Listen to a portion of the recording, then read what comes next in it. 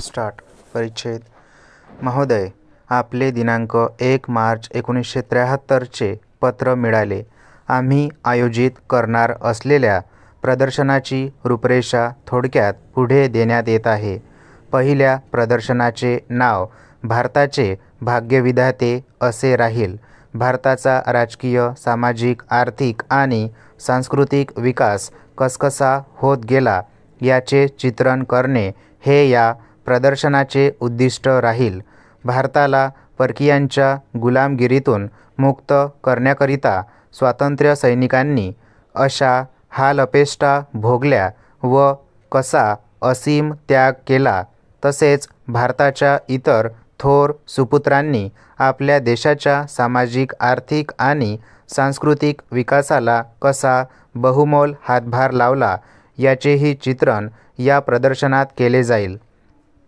त्याचबरोबर पोलाद उत्पादन, जहाज बांधणी, साखर उत्पादन, वस्त्र निर्माण इत्यादी विविध क्षेत्रातील आद्य प्रवर्तक आणि त्यांनी साध्य केलेला देशाचा औद्योगिक विकास याचे चित्रणही या प्रदर्शनात केले जाईल. वरील प्रदर्शन भारतातील जनतेकरिताच नव्हे तर अखिल मानव जातीचे कल्याण इच्छिणाऱ्या जगातील सर्व स्वातंत्र्यप्रेमी लोकांकरिताही अतिशय उपयुक्त आणि स्फूर्तिदायक ठरेल असा आम्हाला विश्वास वाटतो. दुसऱ्या प्रदर्शनाचे नाव विश्व नेत्यांचा संदेश असे राहील. आंतरराष्ट्रीय शांतता व सुरक्षितता वाढीला लावणे, देशादेशात मित्रभाव वाढवणे, मानवी हक्क व मूलभूत स्वातंत्र्य यांचा पाठपुरावा करणे ही जी संयुक्त राष्ट्र संघटनेची प्रमुख उद्दिष्टे आहेत यांचा प्रचार व प्रसार करणे हा या दुसऱ्या प्रदर्शनाचा मुख्य हेतू राहील. याकरिता संयुक्त राष्ट्र संघटनेच्या सभासद राष्ट्रांच्या सुमारे 130 नेत्यांचे पुतळे तयार करण्याचे आम्ही योजिले आहे. हे पुतळे त्या नेत्यांच्या मूळ उंचीचे तसेच स्वयंचलित असतील. प्रत्येक पुतळ्याच्या पाठीमागे त्या नेत्यांच्या प्रत्यक्ष भाषणाच्या ध्वनिमुद्रिका लावण्यात येतील. भाषणातील शब्दानुसार व भावानुसार पुतळ्याची हालचाल होत राहील व अशा रीतीने ही भाषणे जणू काही त्या पुतळ्यांच्या मुखातूनच बाहेर पडत आहेत असे दृश्य निर्माण करण्यात येईल. तरुण पिढी ही जगाची खरी संपत्ती व शक्ती आहे.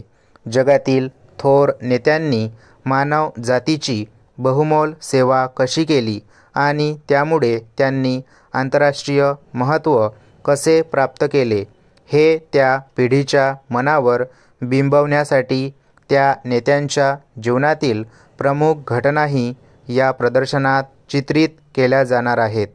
केवळ तरुण पिढीच्याच नव्हे तर इतरांच्या दृष्टीनेही या गोष्टीचे शैक्षणिक मूल्य किती आहे हे स्पष्ट करण्याची आवश्यकता आहे असे वाटत नाही. त्याचबरोबर ज्यांनी निरनिराळ्या क्षेत्रात अत्यंत बहुमोल कामगिरी बजावली आहे अशा नोबेल पारितोषिक विजेत्यांचेही पुतळे या प्रदर्शनात उभारण्याचे आम्ही योजिले आहे. त्या पुतळ्यांसोबत त्यांच्या कामगिरीची थोडक्यात माहिती दिली जाईल. त्यामुळे त्या थोर व्यक्तींची आणि त्यांच्या कामगिरीची सर्वांना आणि विशेषतः विद्यार्थी वर्गाला चांगली ओळख होऊ शकेल.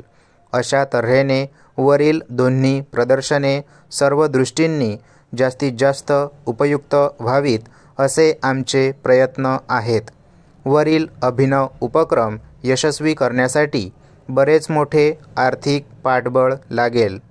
उपक्रमाची उपयुक्तता लक्षात घेऊन त्यासाठी आपणाकडून काही भरीव अनुदान मिळू शकल्यास आम्ही आपले अत्यंत आभारी होऊ. आपले विश्वासू. स्टॉप.